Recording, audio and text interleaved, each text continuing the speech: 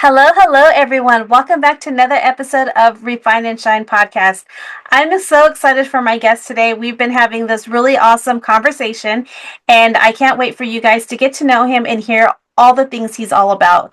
My guest today is Dr. Joshua Awesome, also known as Awesome Coach, he is a coaching psychologist, a human flourishing and mental health specialist. He's an author and a social impact entrepreneur with a global footprint.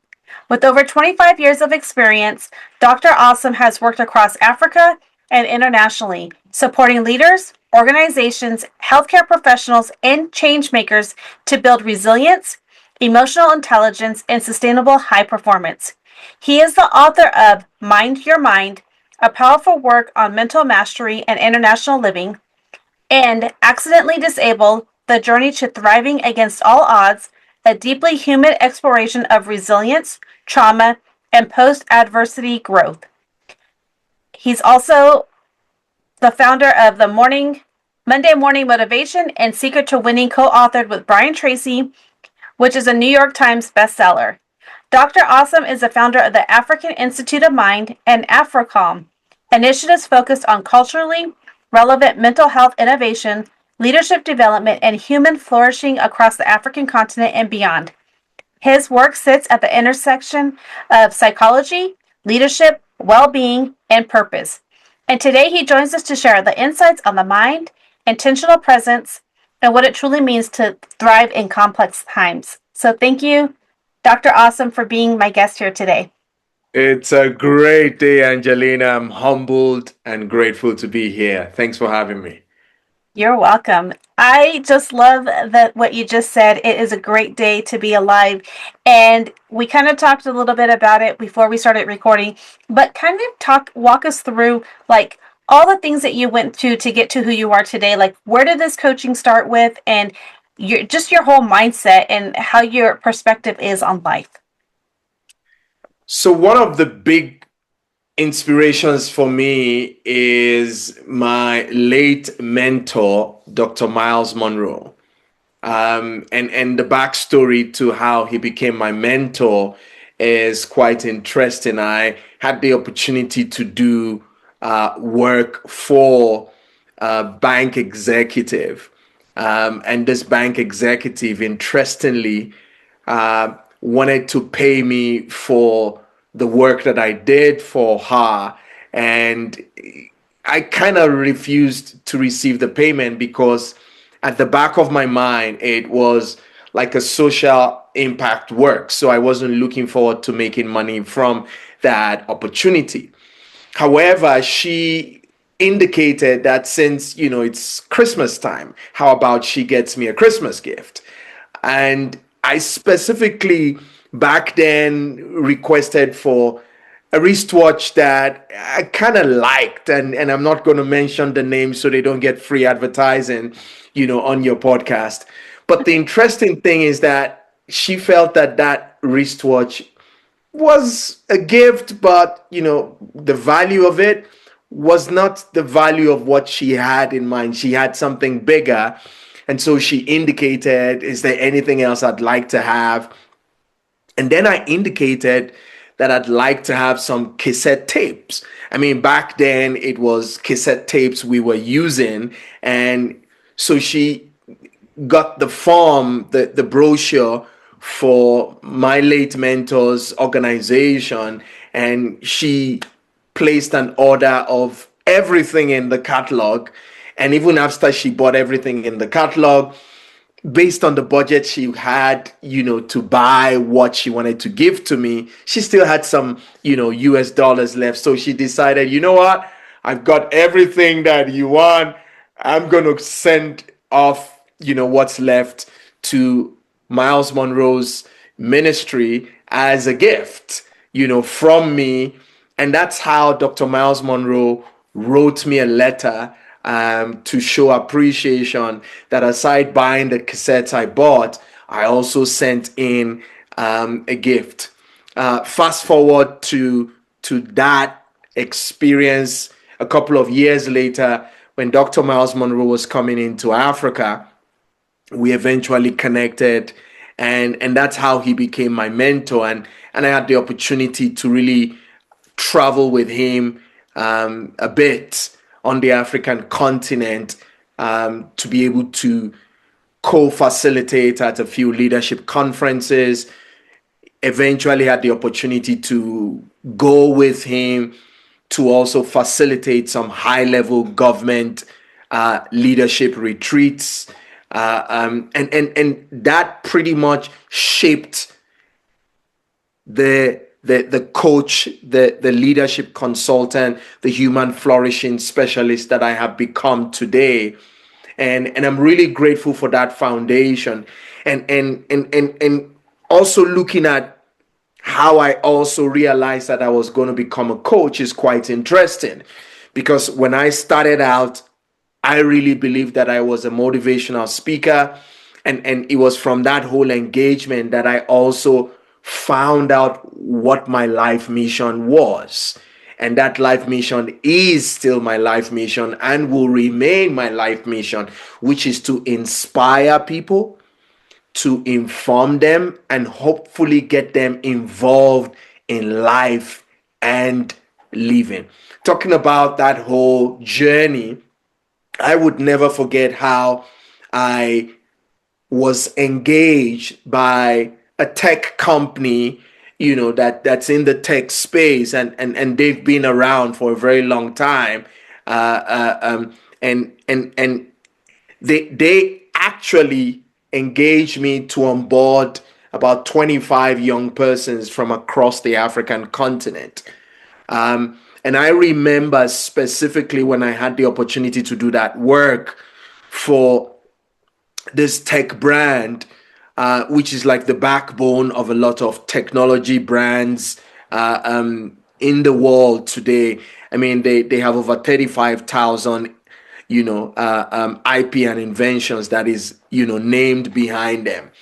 And I remember one of the things they wanted to do was to really rally and bring young Africans from across the African continent to be, supported and coached and mentored.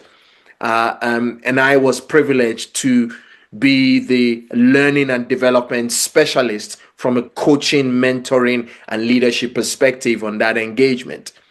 That whole engagement was what led to the turnaround and finding and fascinating and kind of, fanning to flame the awesome coach that everybody is really enjoying and getting to see value emerge from today. And how did this happen? Amongst those 25 young persons was one young man who I would never forget showed up at the onboarding session and was looking all scruffy. And so we redesigned and, refocused the whole training program and began with an activity. That activity then led to a reset in the room, changed the energy. Following day, this young man came late. And I asked him, why are you late? And he says to me, I want to ask you why I'm late. And I'm like, what do you mean by that? He says to me, you know what? The truth is, during tea break, I'd like to talk with you. And during tea break, he says to me, what you might not know is that the last 5+ years throughout my university days, I have never had a full night's sleep. But last night, I slept throughout the night and I overslept. And that's why I came late. So I want to ask you, what did you do to us yesterday that really made me, really come to the point where I overslept? And that's how I began to do some research about the activity we had. And that activity helped me learn that, you see, when a person's inner self is really stressed, it impacts on their circadian rhythm. Their circadian rhythm gets reset and disrupted to the point where their sleep is impacted. Once their sleep is impacted, it lowers their energy level and really shifts a whole lot of things about them. And that's how I went to study stress management.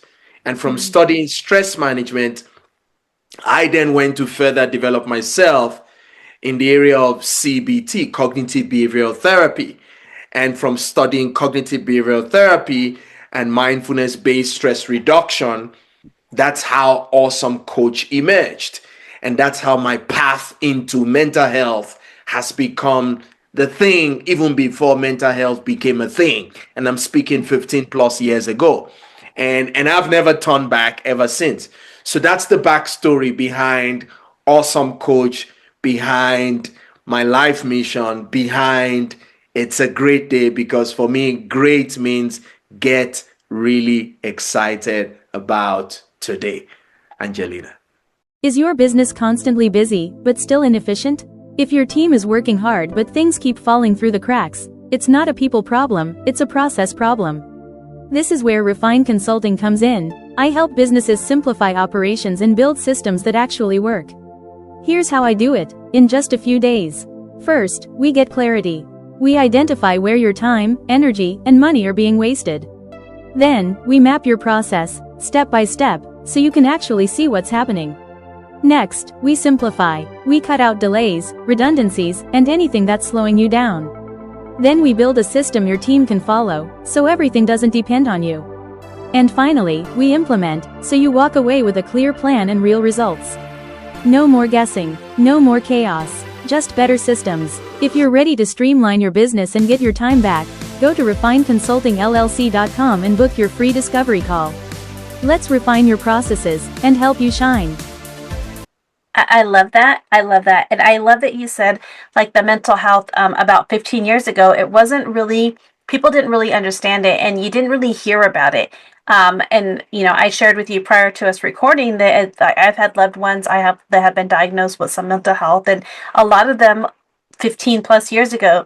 And it was like, how do you deal with it? How are you there for your loved ones? It took a lot of research, a lot of trial and error with medications, and learning how to understand where they're coming from, making sure that they get a good night's sleep, and even the way that the moon sometimes affects them, all the things, the seasons change, things like that. So I think it's pretty amazing that you were doing the research and that it's become kind of like a passion for you to help those in the mental health space because it's much needed. And then, of course, after the pandemic happened and things like that, the mental health diagnoses have gone up tremendously. So thank you for that. I really love that how you shared how you started to focus on the mental health and the human, just the flourishing of humans.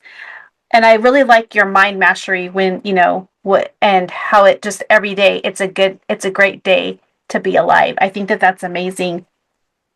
And I was just curious, is for those people who are struggling like mentally, why do you think so many people they're struggling mentally even though they might appear successful on the outside? Right. And it's quite interesting you mentioned that. So, African Institute of the Mind has recently gotten to run a couple of new research work.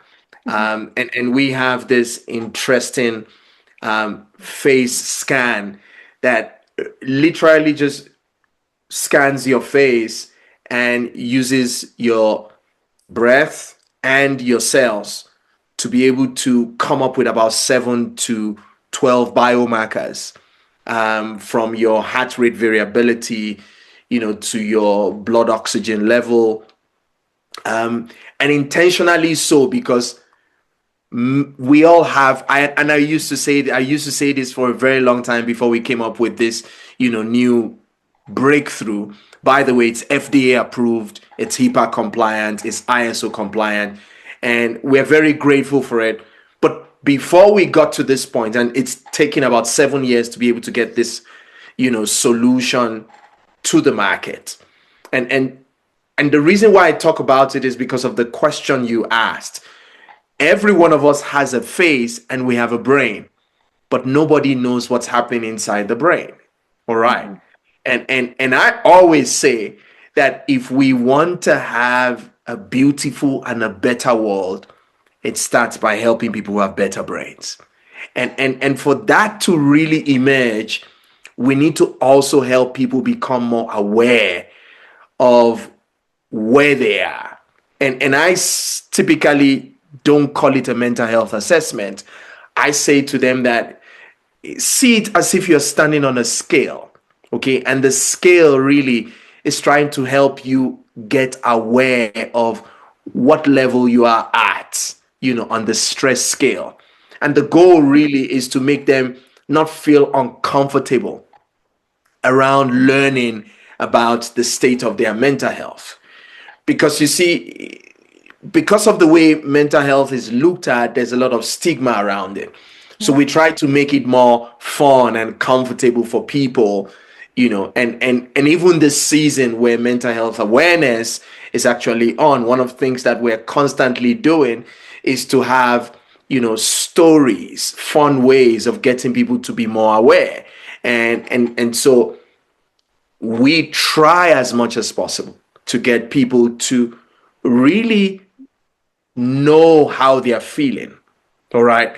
And how they are feeling then brings them to a state and space of awareness. And the question I typically ask my patients, my clients, when I do a keynote, when I facilitate at a group session or a roadshow, I ask this question. I say, what's the weather like within you today? Because we all talk about the weather outside, but the question is, what's the weather like within the person?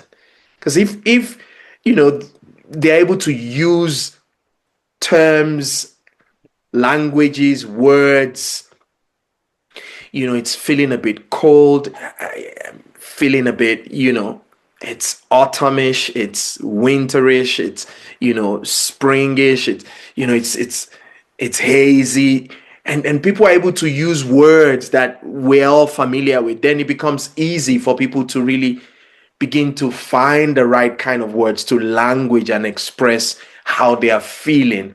As we all say, it's okay for people who are not feeling okay to say that they are not okay. But sometimes people don't want to say that, because many times when you ask people, how are you? They say, oh, I'm okay. The question is, are you really okay?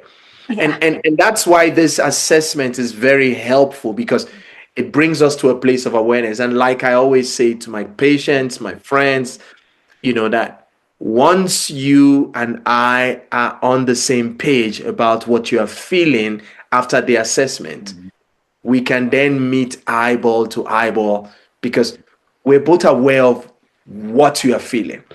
And I show up non-judgmentally. And the goal really is to make people feel safe, to feel comfortable, to be able to express how they are feeling. And then we're able to create a psychological safe space to support them and journey. And in some cases, and I remember a patient right now who, was always having a relapse.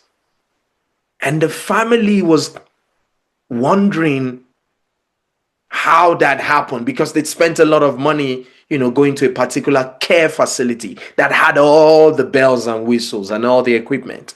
But when they came to African Institute of the Mind, our point of departure was to use the assessment to deepen our awareness. And then we had a CBT session that then brought a lot of clarity around certain behaviors that emerged and helped us to learn how to support that person. Eventually, the treatment protocol that we used included certain things that they had never used. So I'll give you an example. We introduced equine therapy, where the father and the mother were invited to the equestria, to the equine space. And each of them was given a horse, intentionally so that we can then learn about how they were mirroring. Because I always say this, that your morning is like a mirror. And the way you spend the first hour or two guides me into a whole lot about how you've been living or how you will live.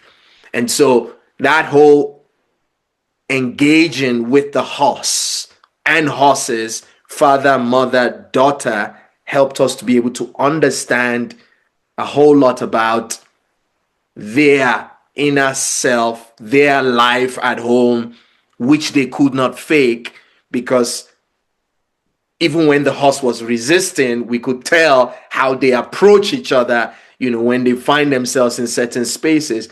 And that gave us like a roadmap to be able to help father, mother understand you are part of the reason why this child is relapsing. And we were able to come to that point where we created, a dyad kind of session that included dad, mom, daughter, and I'm very excited that she's never had a relapse ever since then. And this was a patient that came through during the pandemic. So I share that really to help families and individuals understand that sometimes maybe what you really need is you need those around you to create the right environment. Yes. And in Absolutely. creating the right environment, everyone can be well for the collective well-being of not just the one, but for all. As we say in South Africa, Ubuntu, I am because you are. You are because I am. Yeah, I think that that's so important, and that's one of the things that like I've had to learn with people and even within my own household with the mental health struggles is like the routine. When the routine changes, or inconsistency or last minute like change of plans, they can't process it, like, and it gets overwhelming. And so like a routine is a very important. And so I know like when the routine shifts, it's hard and it's an adjustment. And and that could be with anybody, even without the mental health, but it's just a little bit harder for others. Like routine is important, consistency is important, things like that are really important. So I think when you said like the morning routine or the morning, and then how they're behaving with the horse, and if the horse isn't cooperating in the frustration, then that can spike and trigger all of those things. I was just picturing it. Maybe one of them was a little bit too aggressive with the horse and started elevating their voice or something like that triggered the daughter. Like, I don't know, but that was just what I pictured in my head as you were telling the story. um One of the things I wanted to ask you as well is, you stress about intentional living. You talk about that. We talked about it in your bio. And how important is that, especially with today's fast-paced environment? How important is it for us to be intentional?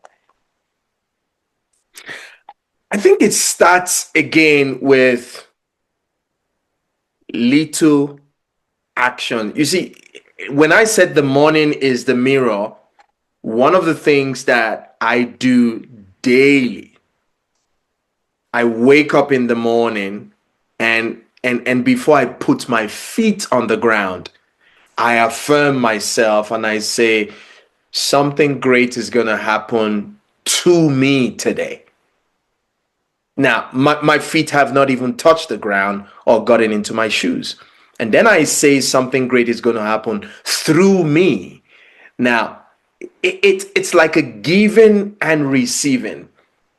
Now, while all this is happening, I have not even gone to my iMessage for those who are iPhone lovers, or WhatsApp for those who are, Android and WhatsApp lovers. You see, because intentionally starting with me, and this is what I talked about in my third book, Mind Your Mind, How to Stress Less and Achieve More, that you begin your morning by meeting with yourself. When you meet with yourself, you are showing yourself respect. And that's how the intentional living begins. Because many people want to meet with other people. They want to check their phone. Did I have any missed calls? Did I have any messages?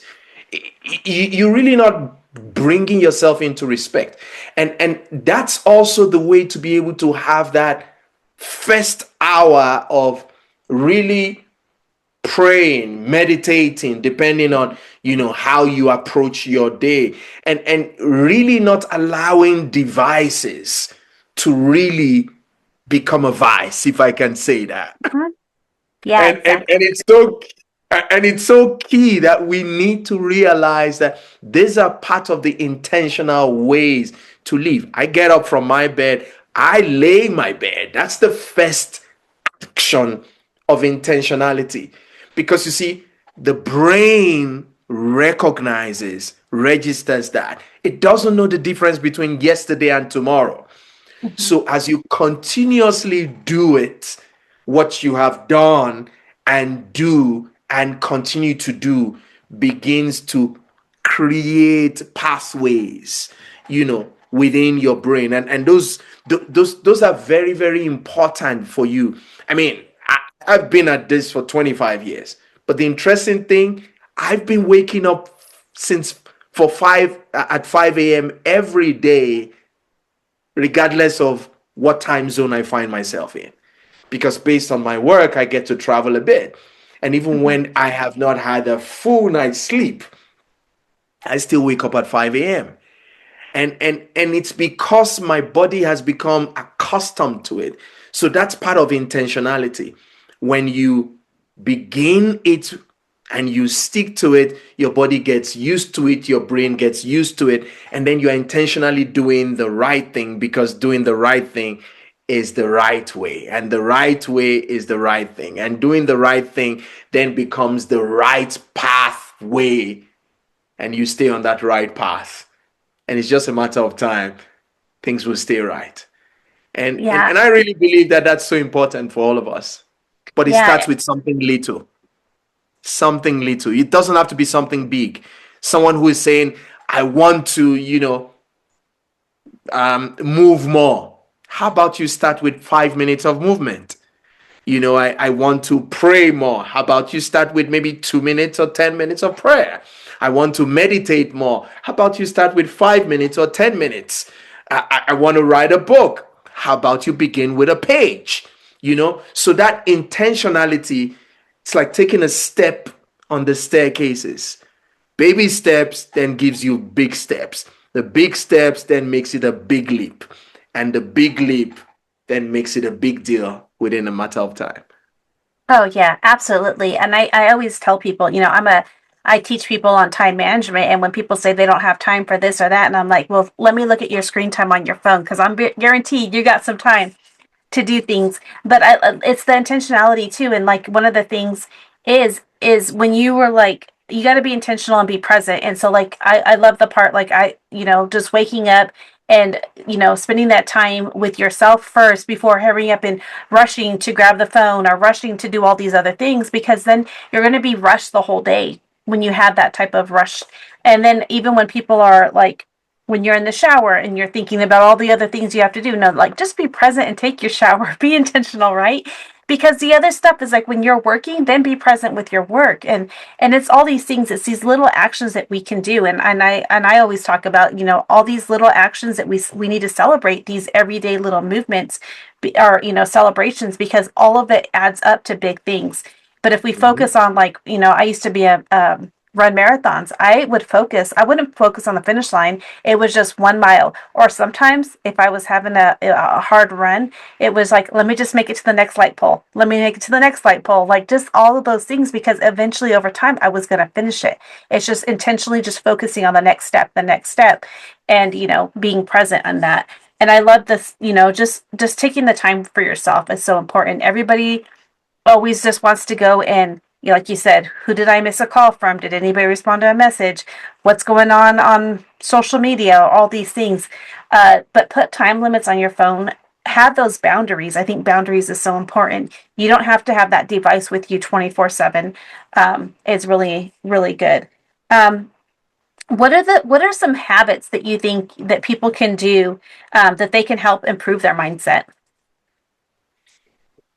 And you already started talking about it, putting time limits on, devices, for example. Mhm. And it's quite interesting that many of us on our calendar, we have time for everyone, but we don't have me time. You schedule time for this, that, him, her, them, but how about me time? Mhm. And you need to realize that if there is no you, there can be them. So Yep. it begins with you. And we all know this when you're in the plane and they make those announcements. They always say to you, get your own first. Mm-hmm. Okay? In other words, self-care, Yep. self-serve, self-you. You are number one. In other words, you are first in line. And once number one is taken care of, then everyone else will then get taken care of. In other words, you really are not doing anything out of this world by really self-caring. Yep. And the need to realize that that is so important goes a very long way. Because if you learn how to look after yourself, then it becomes easier to be able to support other people. If you are a good manager of your own emotion, then you can support another person's, because sometimes when for example, when a kid, is throwing tantrums, and then the adult too is throwing tantrums, I am first and foremost already saying to myself, this adult is telling me that they haven't learned how to regulate their own emotions. Because if a child is triggering you, then you need to be listening to what is happening inside you for you to be triggered, because you're supposed to be the adult. And if you are not being the adult, then it means that there's still a child inside you that really needs to get more care and attention, which simply means that there's still work to be done. And I'm not here to judge anybody, but I'm simply saying work on yourself. Because as you work on yourself and you make time for you, and you are very, very disciplined about it, a whole lot of things will shift. I'll give you an example. There are certain things I do every day. I must, have a healthy beverage, okay? Whether it's tea in the morning, and I'm a fan of Earl Grey because that's the tea my late mentor, Dr. Myles Munroe, and I used to have while we traveled.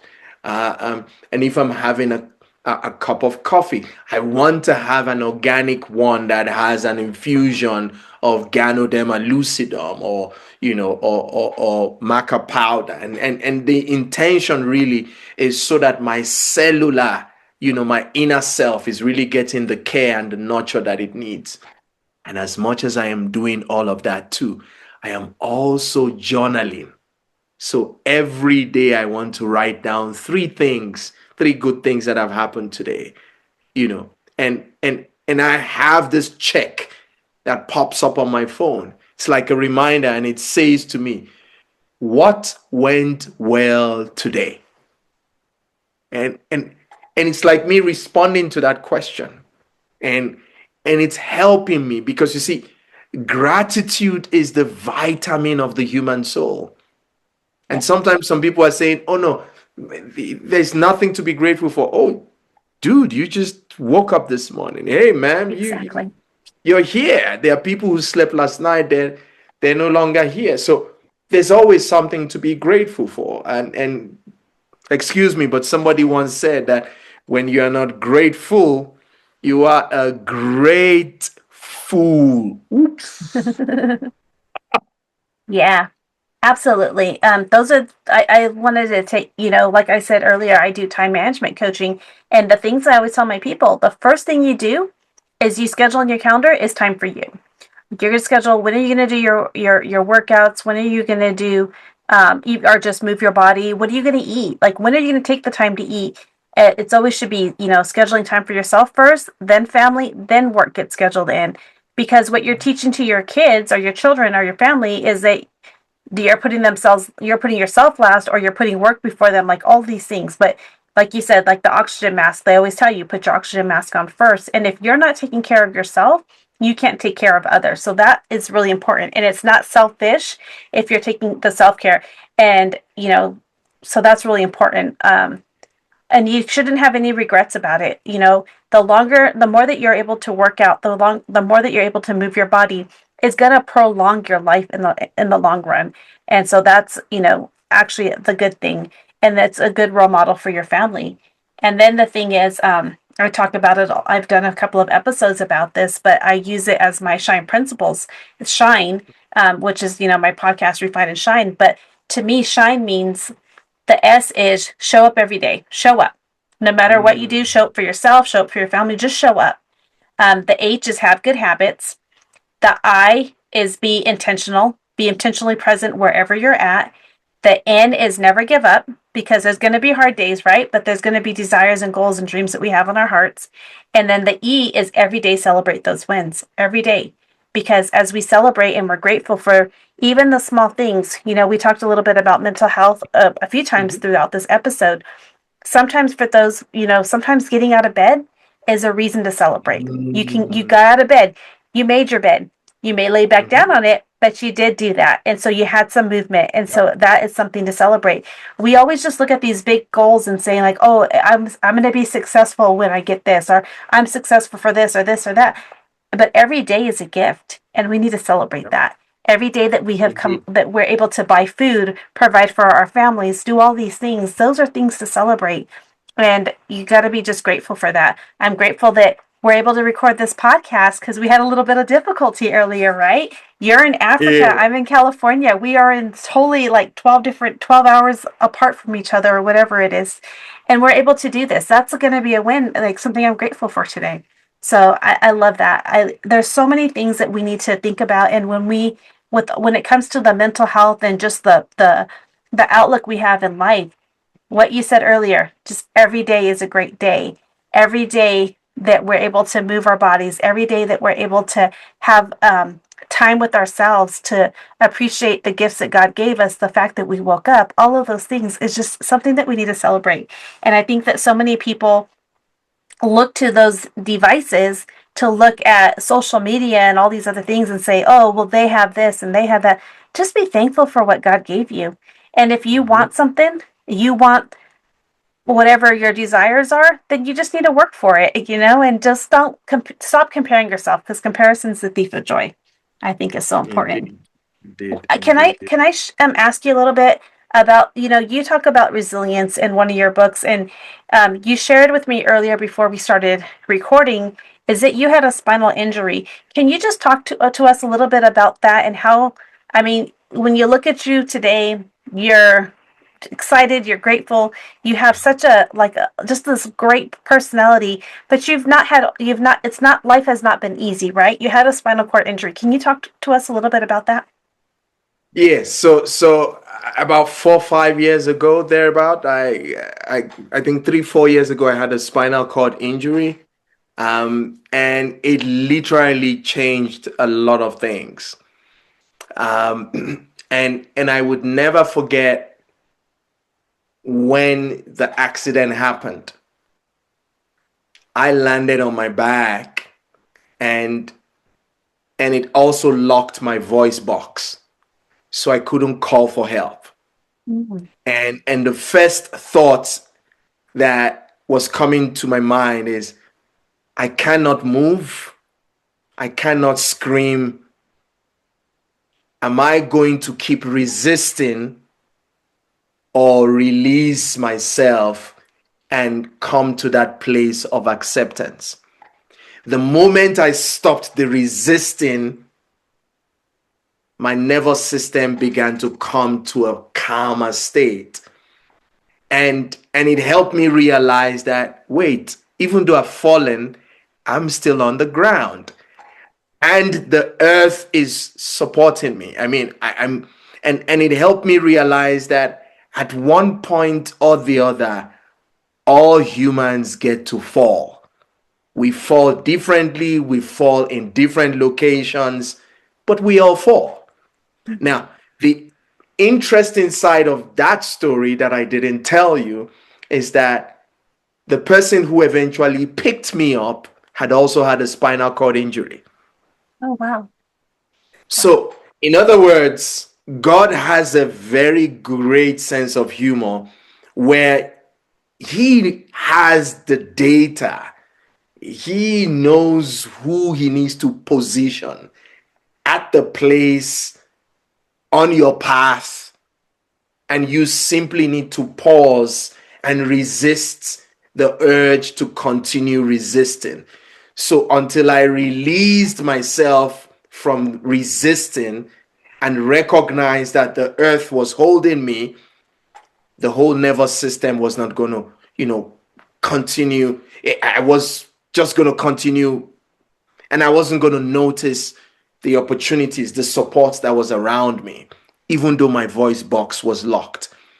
And eventually, it taught me a very vital lesson that wherever you fall, whatever the fall feels like, you will get hurled by the earth created by God. In other words, the support will always be available. It might not come the way you think it will come, but it eventually comes through. And that's a portion of my book, that is very, very profound. Chapter 7 of Accidentally Disabled is titled The Reset Button. It is so, so special for me that, I remember the moment and how it happened and how I was so fearful, thinking, will I ever walk again? I'm back on my feet. Yes, things were lost. Yes, the accident cost me a lot. But the reality also is that it was kind of a cleansing of sorts, by the Creator, not by any form of ritual. But that whole incident of really falling took away the fear factor of, will I ever walk again? Because I'm back on my feet. And I always want to use that to really help elevate people. And that, by the way, that book was released at our annual mental health conference here in Africa, which is co-located with what we call the Africa Healthcare Indaba. 15,000 people attended that conference last year from 60 countries. And that book became a psychological safe space support tool that we created, what is now called the Thrive model. Tools for healing, recovery, invigoration, vitality, and empowerment. And it's humbling that a pain can create a path and lead to a purpose and also bring forth products, but sometimes we resist some of these things. So enough of resisting, let's release ourselves, and sooner than later we would rise again. I love that. I think that's so important. And is this, once you just, we all have these things, right? These things that can happen to us. We can't control everything. And if we just, stop resisting and just let God do the work that he's, has on his path for his purpose, we will be on track. And like there's lots of things that can happen to us. There's negative things, all these things, and stop fighting it and just like, hey, God, what do you want me to use with this? What is this pain how do you want me to use this to help others, to treat others? Here you are, you wrote a book for it, you're helping others, you released it at a mental health conference that, would you say 15,000 people attended? Correct. Amazing. And so it's like, you wouldn't have been able to do that had you not been, had this fall and all of these other things come to place. And that's one of the things, like we always have this fear we're not going to do this. We're fearful of all these things. And we just got to like take the chances on things and just let God direct our path. And if we fail, or fall or whatever it is, maybe it's not an accident, but there's things that can happen to us. If we may not get the bid, we may make mistakes, all of these things, but God is going to keep putting us on the right path, and we can use those lessons to make, for his purpose, and it'll make an impact on people. So I think that that's amazing. I thank you for sharing that. You've wrote so many amazing books, and you have all the, these great things that you're doing. And I just wanted to ask you, how can people get connected with you if they want to reach out, they want to talk to you, are your books all available on Amazon, or where can we find them? So we have one or two of them that are available. The one I co-authored with Brian Tracy, for example, is available across the US. People can find it. But the other ones are specifically, so full disclosure, all the books are sold out. So we're Okay. going back, we're going back into print. So I'm very excited about it because, I mean, you just write these things you really don't know. So we're going back into print, and then they're also going to be available on Amazon within the next couple of weeks. But aside that, I am accessible and available via direct email. People can email me. It's joshua@africainmind.org. You want to find me on LinkedIn, you will easily find me there. It's Dr. Joshua Awesome. You will find me there. If you're trying to reach me on Instagram, it's at the Awesome Coach. On TikTok, it's Dr. Awesome _. So that's how to reach me, and it will be an honor and a pleasure to hear from anyone who really truly thinks that I could be of value to them, to their community, to their group. But I'm really passionate about really helping humans to flourish. But I also bring it from an Afrocentric, theme, values, ethos, evidence-based approach that I'm really grateful and thankful to be able to bring to the world. I think that's so important. And I will definitely have all your links in the show notes as well. So, listeners, if you're listening to this and you didn't catch all his links, just make sure that you check out the show notes, send him an email, connect with him on whatever platform that you use. But he has made himself available to you. He has such great wealth and knowledge, and he is here on this earth to share his mission, which is God's mission. And so, please connect with him.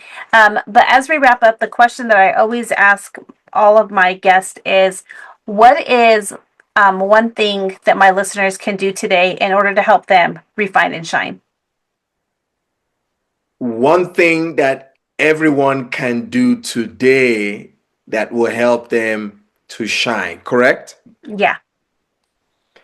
I think that one thing really is to just sit with yourself and ask yourself, if I had all the money in the world and nothing was standing in my way, what will I be doing right now?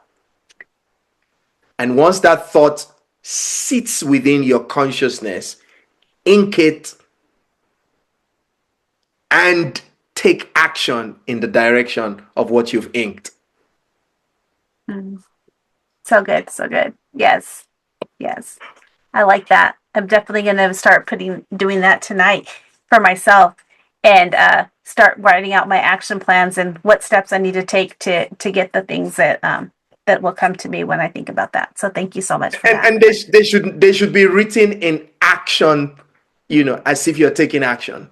Mm-hmm. I am. Yep. Not I will. I am. Because you see, if you write it as an action word, then you see yourself doing it. I am.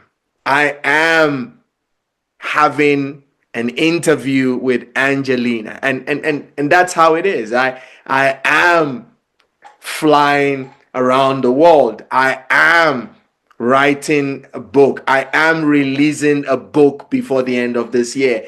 I am going to have 100,000 listeners on this podcast. I am. Exactly. Yes. What I've been writing is I am gonna have, was it 340,000 downloads by the end of 2026. There we go. Yep. And I am gonna be writing a book by the end of 2026. Not only There we write the go. book, but publish the book. There we go. Yeah. Yeah. Because you can write it, but if you don't do anything with it, then what's the point, right? Write and Yeah. publish. Yeah. So thank you so There much. we go. Well, thank you Thank so you. much. I definitely appreciate you, and I definitely appreciate you staying up past midnight so that we can record this podcast. I appreciate it. It is an honor and a pleasure. Thank you so much. You're welcome.